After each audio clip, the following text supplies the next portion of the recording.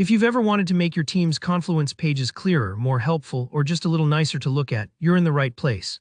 In just a few minutes, I'll walk you through exactly how to edit a Confluence page from start to finish, giving you the confidence to make changes that stick and that your team will thank you for. By the end, you'll know how to update text, add images or links, use cool tools called macros, and save your work the right way. Let's jump right in and get started. First things first, let's navigate to the page you want to edit. Open up Confluence and either head to the space where your page lives, or use the search at the top if you're not quite sure where it's hiding. Browse through the sidebar, or even use recent pages if you were just working on it yesterday. Finding the right page is kind of like grabbing the right notebook before you start writing. You want to make sure you're in the right spot so you don't accidentally edit the wrong thing. Once you're looking at the page, let's enter the editor. You'll see an edit button up at the top right, just waiting for you to click it. If you're a keyboard shortcut fan, you can just press the letter E on your keyboard, a nice little time saver. Don't worry if you ever accidentally open the editor. You can always cancel out without saving, so feel free to poke around. After you click Edit, the page will open up and you'll see the familiar editing toolbar at the top.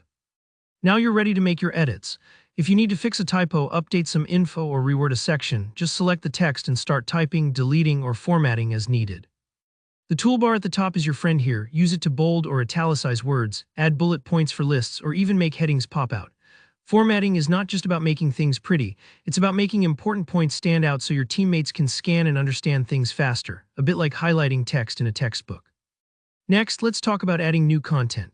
Need to embed an image, attach a file, or insert a helpful link. All of that happens right from the toolbar too. For images and files, there's usually an insert option you can upload directly or even just copy and paste an image right onto the page. Don't worry if it takes a moment to upload, Confluence will let you know when it's ready. For links, just highlight the text you want to turn into a link, then click the link button and paste your URL. This is great for referencing Jira tickets, company policies, or helpful resources, so everything your team needs is right at their fingertips. One of the coolest Confluence features is macros. Think of them like power-ups for your page.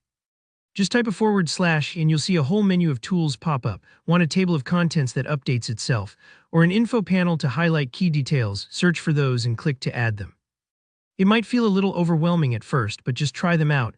Start with something simple like a table of contents and see how it looks. These macros can really help your page stay organized and user-friendly, especially as it grows. If you want to collaborate and get ideas from the team, you can invite others to edit with you. Inside the editor, click the invite button and enter their names. Don't worry if they're not available right now. Multiple people can edit pages asynchronously, and you'll even see when someone else is in there with you, kind of like seeing a friend join your Google Doc. Now for the most important part, saving your changes. Confluence is always auto-saving in the background, so if your browser crashes or you step away, your work won't disappear. But when you're really done, look to the lower left corner of your editor. Here you can leave a version comment, just a quick note like updated project status or fixed a typo. These comments help your teammates understand what changed and why, which is super helpful in busy spaces. Once you've added a comment, click Publish or Save, and your improved page will go live for everyone to see. And that's it. Editing a Confluence page really is straightforward once you get the hang of it. If you found this tutorial helpful, go ahead and hit that like button. It tells me you want to see more helpful guides like this. If you have any questions or you want to share your own Confluence editing tips, drop a comment below. And don't forget to subscribe for more easy, practical tutorials to help you get the most out of your tools.